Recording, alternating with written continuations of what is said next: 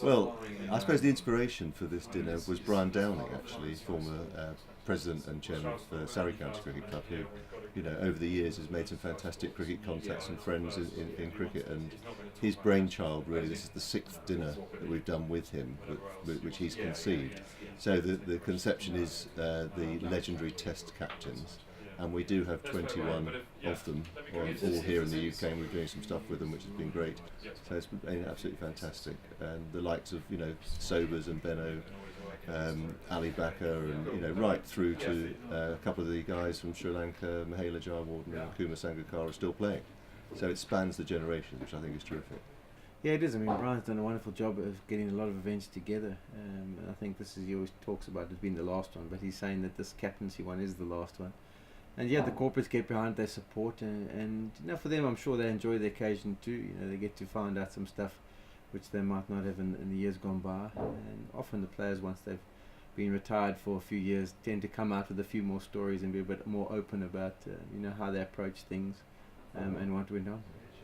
And I can always just remember. I can remember when I came to England here in 1974 for my very first season with Somerset. I saw an article. There was the Sun cricket editor at the time, I think, or cricket writer, who made a remark like, "Wow, this guy, you'll never ever get a run in England," and all that sort of stuff, and the way he hits across the ball and all that sort of stuff. So it goes to show you that sometimes experts doesn't quite suss it.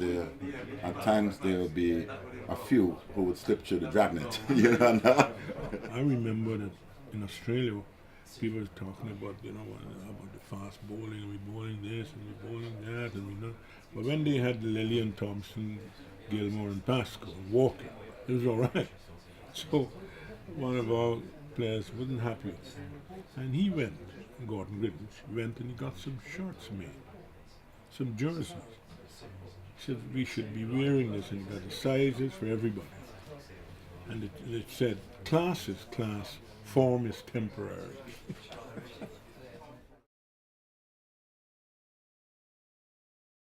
I think, if you be totally honest, I think your debut is always the biggest highlight, because as a young kid, growing up, you're dreaming of emulating your dad and your uncle, and representing South Africa with the green and gold.